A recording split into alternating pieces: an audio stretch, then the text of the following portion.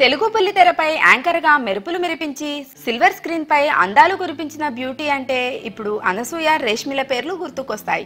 కానీ అంతకంటే ముందే ఈ ప్రయత్నం చేసేసి సక్సెస్ కూడా అయ్యింది యాంకర్ కమ్ హోస్ట్ అయిన ఉదయ్ భాను.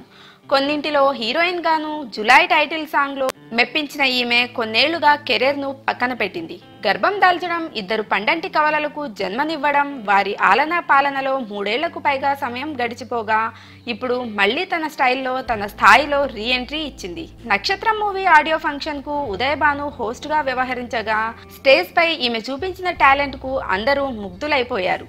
ఆమె లాంటి సీనియర్ యాంకర్ స్టేజ్ పై ఉంటే ప్రోగ్రామ్ కు ఎంతటి ప్లస్ పాయింట్ అనేది ఈ విషయాన్ని చెప్పకనే చెప్పింది ఉదయ్ భాను. ముఖ్యంగా నిర్మాత శ్రీనివాసులు స్పీచ్ ఎక్కువసేపు సాగుతుండడంతో ఆడిటోరియం నుంచి అరుపులు వినిపించడం మొదలైంది.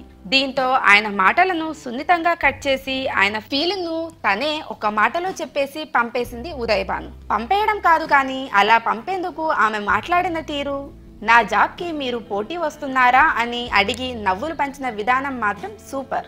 ఈ మధ్య కాలంలో ఇలాగే ఓ ఫంక్షన్ లో ఓ దర్శకుడు అరగంటకు పైగా స్పీచ్ ఇచ్చి జనాలను బెదరగొట్టేయగా అలాంటి పరిస్థితి రాకుండా ఉదయ్ భాను ప్రదర్శించిన చాకచక్యాన్ని ప్రశంసించాల్సిందే.